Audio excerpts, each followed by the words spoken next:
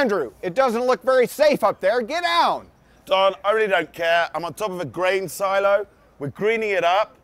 Welcome to this episode of The Green Economy. We're in Klamath Falls, Oregon.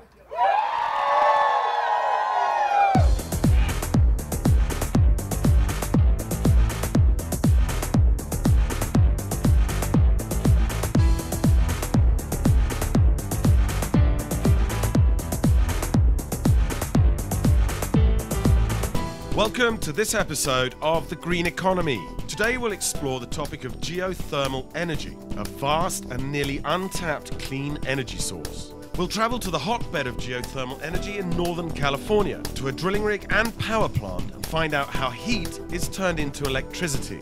We'll also trek to Klamath Falls, Oregon, where the municipality is using geothermal for its heating needs and the local university has installed a geothermal power plant. And finally, we'll find out how one brewery is using geothermal to make beer, all in the next half hour on The Green Economy.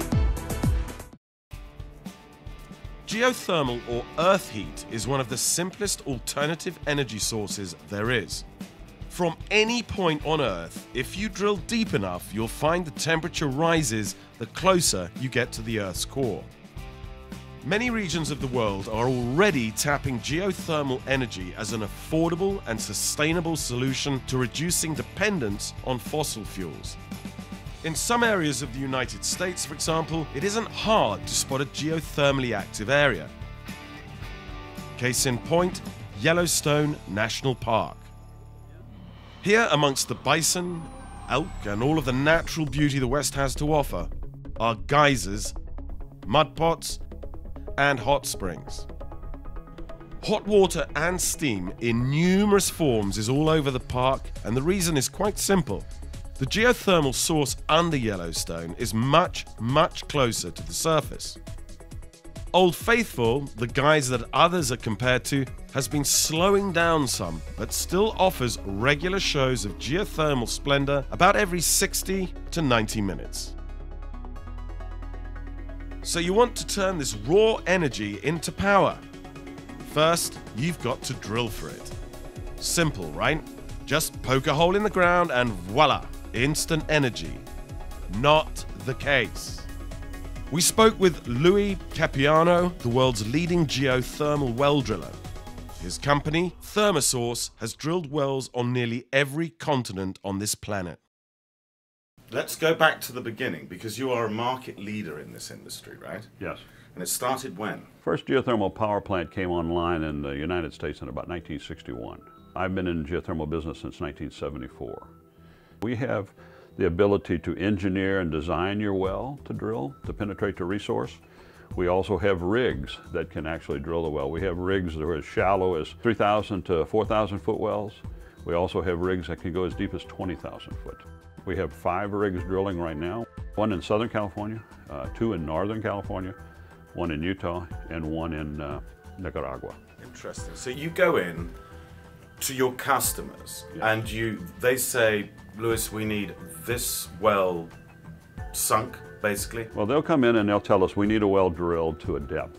How deep do they want it to drill?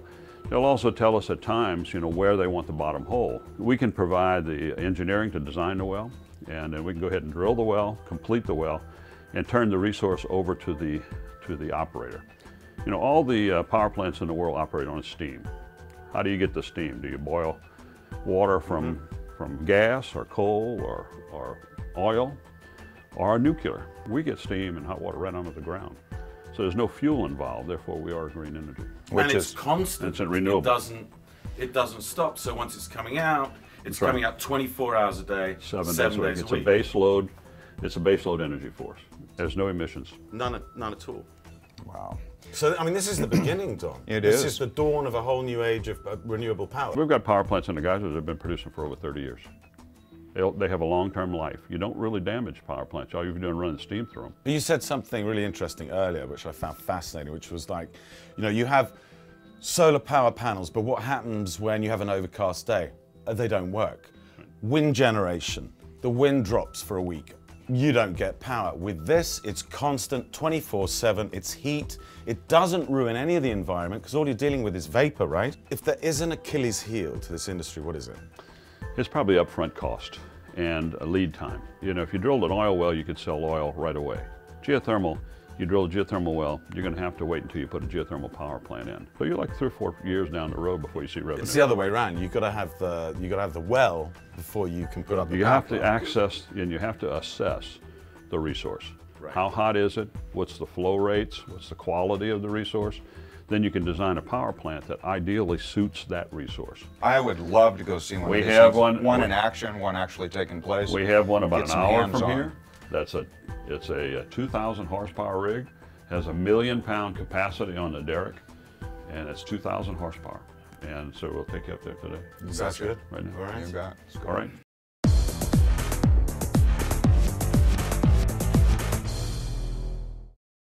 We're here at Bottlerock Power in the geysers in Northern California, and guess what? This is the birthplace of geothermal energy worldwide. Bottlerock Energy, a Californian company, is on the forefront of geothermal energy exploration and power generation.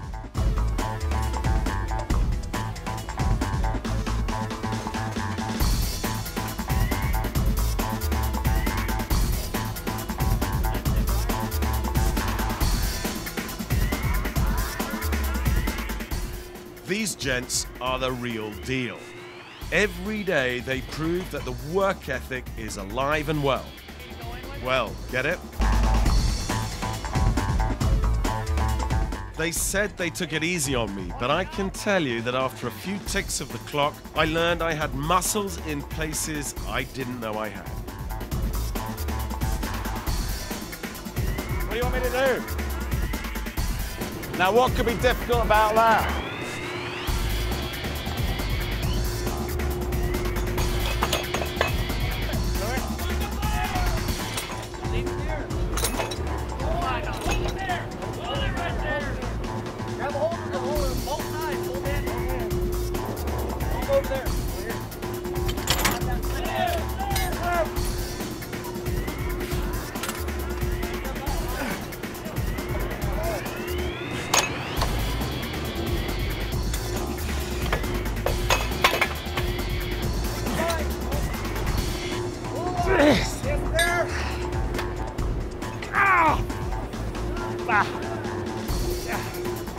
Yeah. Grab that bag. Put it up there, cut it open and dump it.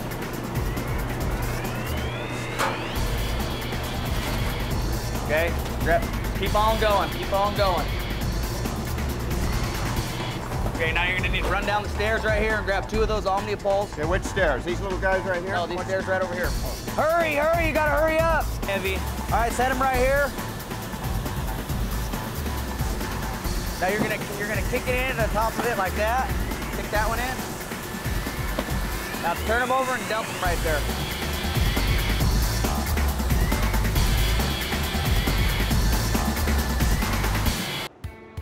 These guys make sure the wells are working at maximum capacity and the steam flows to places like Bottlerock Energy. Here they take the steam in its raw form and convert that into electricity. So Brian, what's inside of this big container is actually this monstrous piece of equipment. What is that? Inside the turbine that you can't see is a rotating assembly. Steam basically is admitted, it's expanded through a stationary blocks that are in between these rotating sections. So the steam comes into it this way and goes out that way. This is rotating at 3,600 RPM.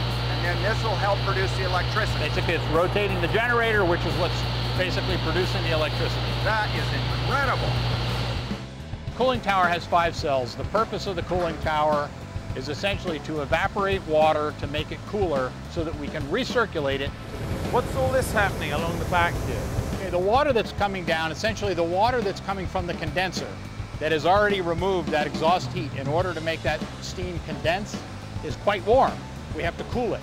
So what we do is it gets pumped to the top of the cooling tower, and then it falls down through the cooling tower the air is drawn across it. This fan, or a fan like it in the rest of the tower, essentially make air get sucked into the tower and exhausted out through those shrouds that you see at the top. Now that has the same effect if you came out of a swimming pool in the summertime on a cool day.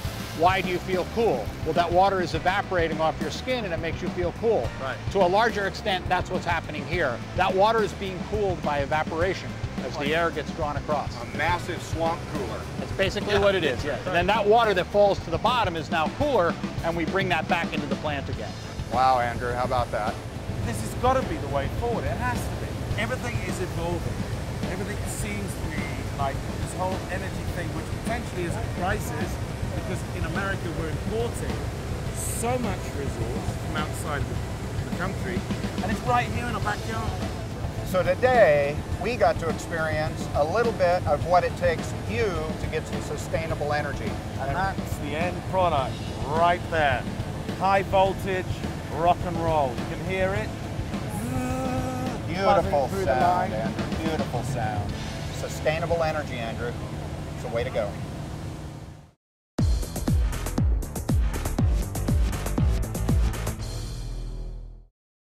Cities around the globe are now taking advantage of geothermal. But Klamath Falls in southern Oregon was one of the first discovering this resource over 50 years ago. For instance, there are geothermal pipes under the sidewalks to keep the ice and snow at bay in winter. Great idea. The City Hall and Courthouse are also heated by geothermal.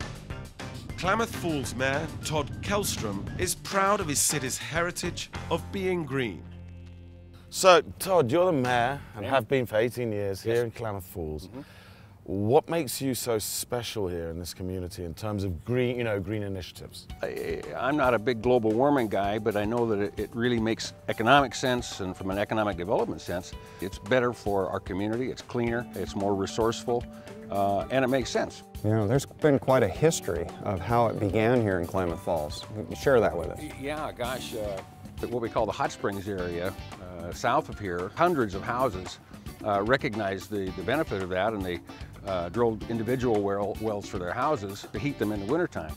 And it's the kind of thing where it's so effective that they can open their windows. And this was back in the 60s and the 50s? Oh, no, 40s. In the 40s? Yeah, 30s and 40s, you bet. Who started the actual process throughout the city?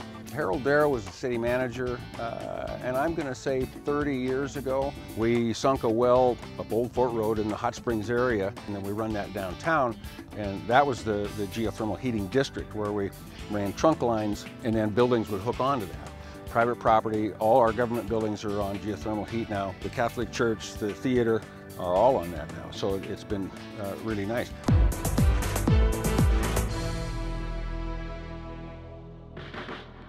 Oregon Institute of Technology is located in Klamath Falls, Oregon, just north of the Californian border.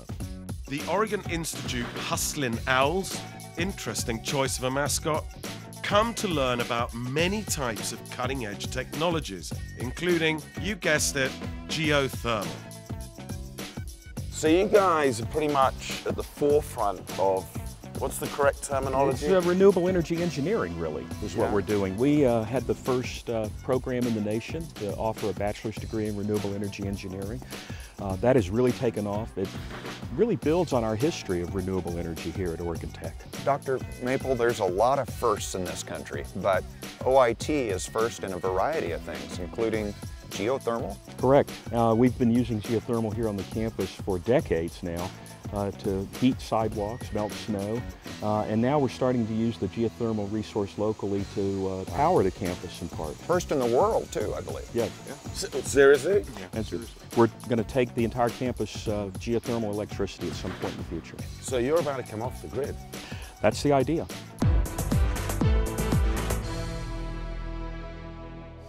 Man, this is hot, Andrew. Woo! They're really hot. And there's a reason why they're hot. This water comes in here at this point from 3 wells outside. It's collected, and it's hot here because the water comes in at 196 degrees.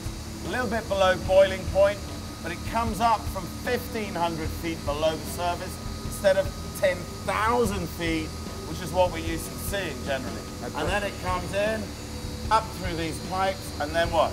And the hot steam comes up through this pipe, down through here, through this mechanism, up here and shoots to the far side. And then they put it through a big tank where the hot steam crosses with refrigerant. And then that creates the geothermal, which goes into a spinner, which becomes the generator that produces the electricity, Andrew. Very, very simple, very easy to understand, very uncomplicated. Behind us is an enormous cooling tower, and that, Don, means what? The geothermal comes into the cooling tower, it condenses the refrigerant back into a liquid, and it goes through the complete process all over again. Very sustainable approach. And eventually, it will save 50% in energy here at OIT, and their eventual goal is completely off the grid, Andrew. And that means they're pretty green. Very green.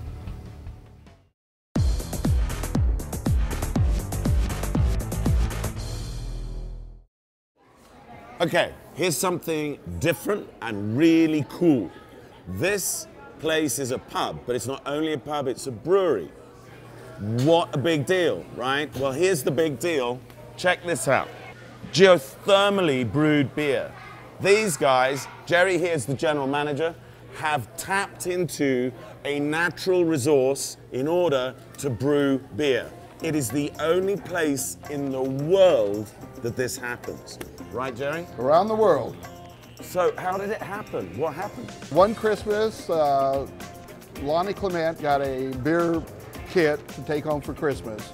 Made the beer, him and his friend, Del Azevedo, they got together, started making beer from there, and after it got going, they found this brew pub, geothermally hooked up.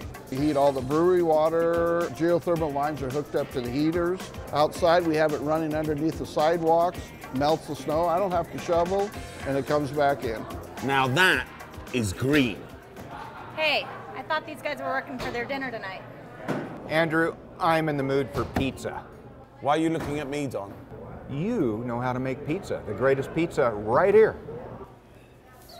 Alrighty.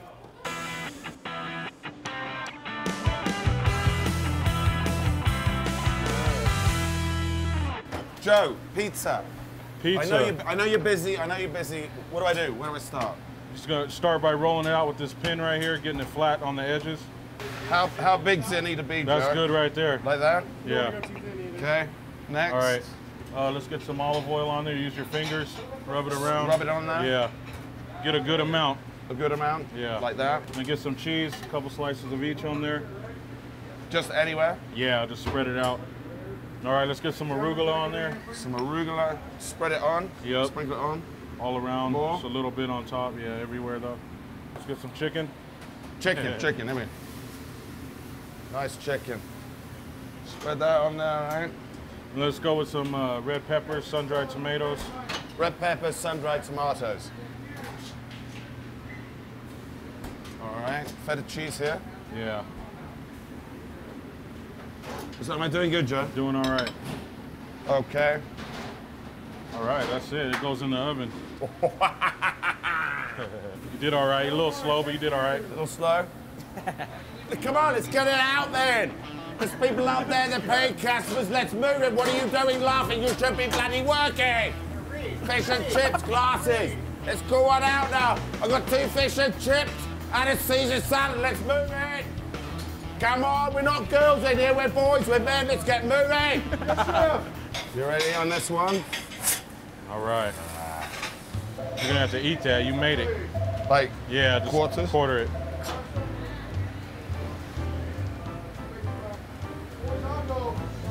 Would you like a bit? Sure. Would you serve that to a customer?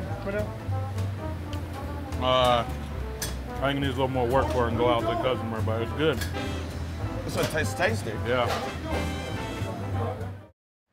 Here at the Green Economy, we are always hungry for new content. So if you know of a green business anywhere across the United States, please go to our website at thegreeneconomy.tv and submit that business. We'll come out and film it.